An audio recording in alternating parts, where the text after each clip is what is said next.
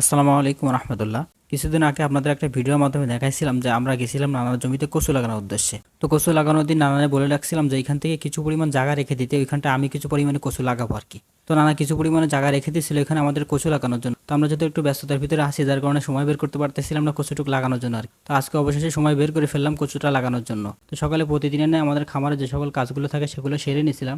নেওয়ার পরে আমরা গেছিলাম আমাদের মাঠের উদ্দেশ্যে আর কি কচু লাগানোর জন্য। তো নানার জমিটা আমাদের মাঠ থেকে অনেকটাই দূরে আর কি। তো যার কারণে আমাদের একটু যেতে সময় লাগছিল। যাওয়ার পরে দেখি নানা এক সাইডে আমাদের জন্য কিছু পরিমাণ জায়গা রেখে দিয়েছিল। তো ওই জায়গাটায় আমরা আগে পিলি কেটে নিয়েছিলাম। তো পিলি কাটার কাজটা যদি আগ থেকে করে নিতে পারি তাহলে কিন্তু লাগাইতে সুবিধা হয় আর কি। আর বিশেষ করে যেহেতু আমি একা গেছি আর কি, একাই লাগানোর চেষ্টা করবো, যার কারণে আগেই পিলি কেটে নিয়েছিলাম। তো পিলি কাটার পরে কচুগুলো আমি সুন্দরভাবে লাগাই দিয়েছিলাম।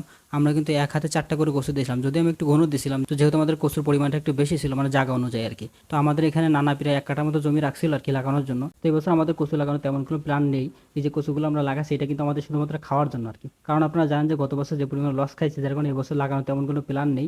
বিশেষ করে যেহেতু আমাদের গরুর পরিমাণটা বাড়তেছে, যার কারণে আমরা আগে থেকে প্ল্যান করে রাখছিলাম যে এবছর আমরা ধানের ভাগটা বেশি করবো। তার কারণে কচু চাষটা আমরা এবছর করিনি আর কি। তো যাই হোক, অবশেষে আমরা কাজটা সুন্দরভাবে সম্পূর্ণ করি আর কি। তো আমরা যে 1 কাঠার মতো কচু লাগাইছি এটা হয়তো আমরা সম্পূর্ণ খেয়ে পারবো না। তো বিশেষ করে যদি 1 কাঠা কচু লাগাইতে পারেন, যদি ভালোভাবে পরিচর্যা করতে পারেন, তাহলে কিন্তু 4 থেকে 5 মণ কচু এখান থেকে পাওয়া সম্ভব আর কি।